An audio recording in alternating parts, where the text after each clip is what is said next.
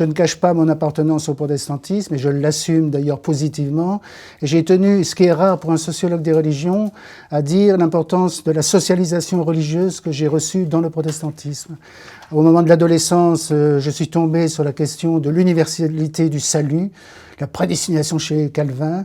Je me disais, là, il y a un problème. Comment nous n'irons pas tous au paradis, comme a dit le chanteur Michel Polnareff.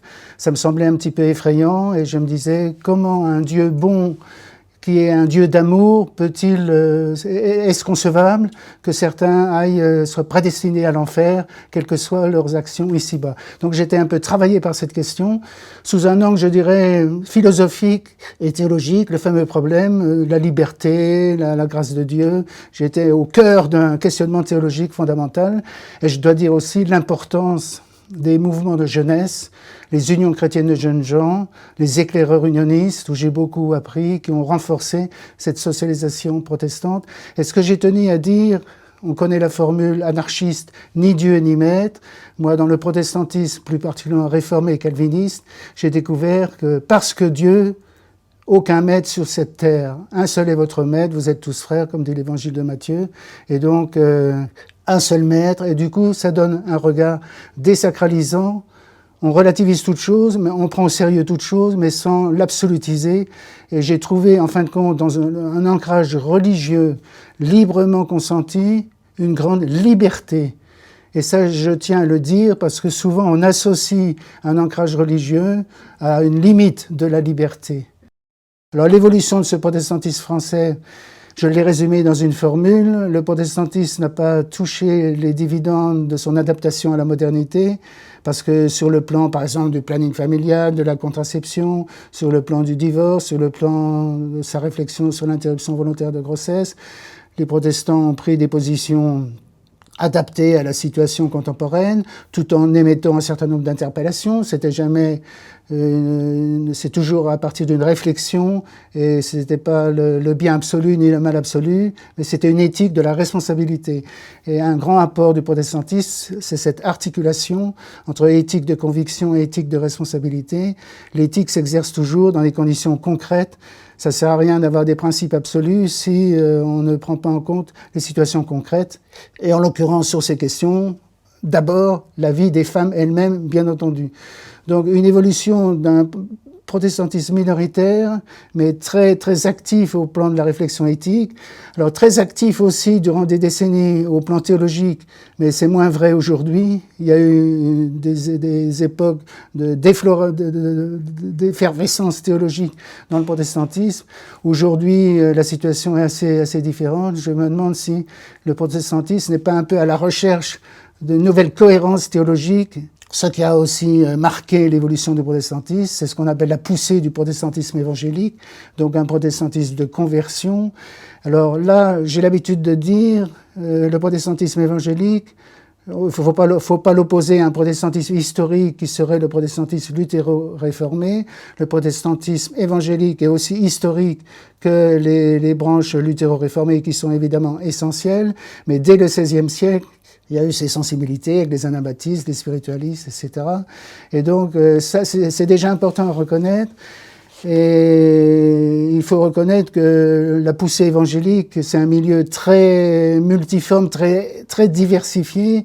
Il y a des évangéliques, pour résumer, je dirais, très luthéro-réformés compatibles, et inversement, dans les églises, dans l'Église protestante unie de France ou dans les églises luthéro-réformées d'Alsace, il y a aussi des sensibilités évangéliques.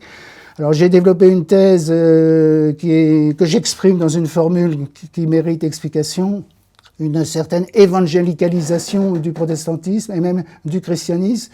Je reprends le terme d'évangélical, qui est la traduction anglaise d'évangélique. Ce n'est pas parce que tous les protestants et tous les chrétiens deviendraient des born again à la mode évangélique, mais c'est que dans les conditions actuelles, nous sommes tous les chrétiens, catholiques et protestants, qui se retrouvent dans la foi chrétienne et veulent en témoigner, sont tous, en fin de compte, des professants. Car la société globale n'est plus attestataire du sentiment religieux. ce qui domine, c'est la non-religion, l'abandon de la religion, l'indifférence par rapport à la religion. Donc qu'on soit soi-disant libéral ou qu'on soit soi-disant évangélique, on est tous en fin de compte des professants, car c'est devenu un comportement minoritaire. Alors cette fameuse question de la laïcité, dans toutes mes relations internationales, les congrès, les travaux que j'ai menés avec le Conseil de l'Europe, c'est vrai, j'ai toujours constaté que la réception à l'étranger de la laïcité française était une chose assez compliquée, à commencer d'ailleurs par le propre terme difficilement traduisible en anglais, en allemand et dans d'autres langues. Et donc, j'ai toujours tenu à rappeler quelques principes fondamentaux. La laïcité, 3 grands principes. D'abord, un principe de liberté, de croire ou de ne pas croire, d'avoir une religion ou de ne pas en avoir, de pouvoir en changer. Et donc, liberté fondamentale, et c'est le premier grand principe qui est le plus important, un principe de liberté. Deuxième principe, un principe d'égalité, plus exactement, de non-discrimination des personnes, quelle que soit leur religion ou leur non-religion, leur degré de pratique ou d'investissement dans une religion. Chaque personne doit être respectée dans ce qu'elle est, dans le registre des convictions, qu'elles soient religieuses ou non religieuses, philosophiques. Et troisième grand principe, l'autonomie respective du religieux et du politique, qui est un principe fondamental de l'établissement des sociétés démocratiques, que je résume ainsi, le renoncement par les autorités politiques au pouvoir spirituel et le renoncement par les autorités religieuses au pouvoir politique. C'est un double renoncement et c'est un équilibre. En même temps, dans la ligne de Max Weber, je soutiens qu'il est normal et qu'il est même sain en démocratie qu'il y ait des tensions entre les prétentions du politique et les prétentions du religieux. Pour un sociologue, ce n'est pas anormal qu'il y ait des tensions, qu'il y ait des conflits, c'est le propre de la vie sociale. Vouloir réduire ces tensions, c'est en fin de compte porter atteinte à une liberté ou à une autre.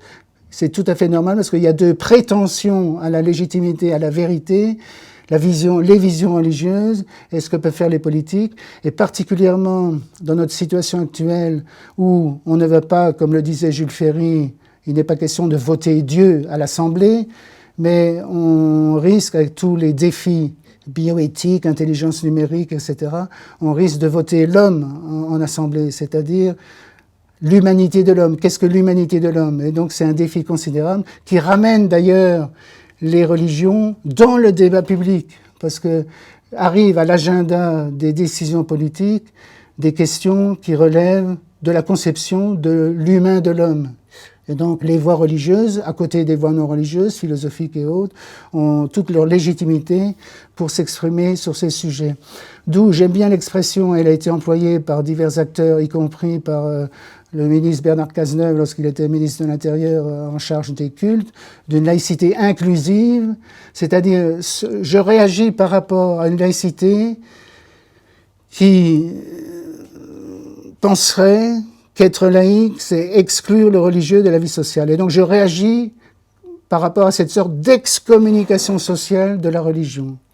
La laïcité, ce n'est pas l'invisibilité de la religion, ça ne se réduit pas à enfermer le religieux dans les édifices du culte et dans le fort interne de la conscience individuelle.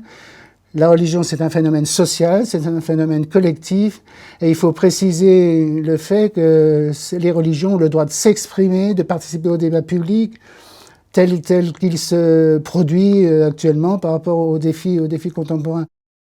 Il faut reconnaître que le fait qu'officiellement l'école publique laïque en France reconnaisse par ses différents ministres de l'Éducation nationale, à commencer par Jack Lang, qui avait commandé ce rapport au philosophe Régis Debray en 2002, après les attentats du 11 septembre 2001, c'était une nécessité de parler des faits religieux à l'école publique laïque, car les religions sont des phénomènes sociaux et culturels trop importants pour que l'école publique laïque les laisse de côté. Et ce qui était paradoxal d'ailleurs, parce que ne pas parler de la religion à l'école publique laïque, c'était en fin de compte communautariser le religieux, comme si on concevait implicitement qu'il n'y a que les religieux qui peuvent parler du religieux. Alors qu'abordé à travers les cours d'histoire, les cours de philosophie, les cours consacrés à l'art, à la littérature, mais même au sport ou aux sciences pour les questions, par exemple, de créationnisme, d'interprétation des récits de la création, c'est absolument essentiel. Autrement dit, les faits religieux sont des faits sociaux et culturels trop importants pour qu'on en laisse l'unique, comment dire, interprétation aux religieux eux-mêmes. Et je dis ça avec le plus grand respect vis-à-vis des religieux, mais c'est... Et donc, il y a eu une évolution considérable de ce point de vue. Et l'abord des faits religieux a été reconnu comme faisant partie du socle des compétences et des connaissances que tout élève devait maîtriser. Maintenant, dans la pratique, bon, ben c'est comme dans d'autres domaines. Il y a des professeurs de l'enseignement public, qu'ils soient en primaire, en collège ou en lycée, qui ont plus ou moins d'appétence pour le sujet. Et certains en font le minimum parce que chez certains professeurs aussi, je pense que c'est un sujet pour certains qui continuent à ne pas les mettre à l'aise et qu'ils préfèrent ne pas aborder par crainte de faire des bourdes. Des bourdes du genre, pour comprendre l'islam, on va demander au petit Mohamed, ben, tu vas nous expliquer ce qu'est l'islam. Ce qui est une faute pédagogique et une faute aussi du professeur dans l'exercice de ses fonctions. Mais il y a par contre des professeurs qui sont passionnés par ces aspects et qui consacrent à travers les textes littéraires, à travers l'analyse des faits historiques. Mais c'est vrai qu'il y a certaines limites. Prenons le cas du judaïsme. Les élèves français vont entendre parler du judaïsme au temps des Hébreux. Ils vont entendre parler du judaïsme en lien avec les origines du christianisme. Ils vont entendre parler peut-être un peu de l'antisémitisme au Moyen-Âge. Ils vont entendre parler de l'affaire Dreyfus et ils vont entendre parler de la Shoah. Est-ce suffisant pour comprendre le judaïsme? La réponse d'évidence est non. Et donc, il y a une grande avancée, mais par rapport aux pays qui ont introduit des cours de culture religieuse avec des programmes et une trajectoire raisonnée d'année après année, ils en connaîtront plus, pour regarder cet exemple, la tradition juive, que les élèves français qui auront eu un peu des coupes liées à certaines périodes historiques qui sont essentielles, je suis bien d'accord.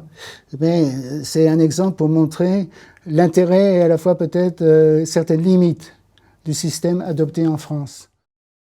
La grande caractéristique de l'Europe, c'est une diversité de langues, une diversité de cultures, une diversité de philosophie, mais en même temps, il y a un fond commun, et j'ai toujours bien aimé la formule d'Edgar Morin, dans son livre « Penser l'Europe ». L'Europe, en fin de compte, c'est un espace qui n'a pas de frontières, qu'il est difficile de définir historiquement et géographiquement, parce que l'Europe, c'est en fin de compte le dialogue entre la foi et la non-foi, entre des affirmations et des contestations de ces affirmations, et donc l'esprit critique, le questionnement philosophique, c'est au cœur de la civilisation européenne.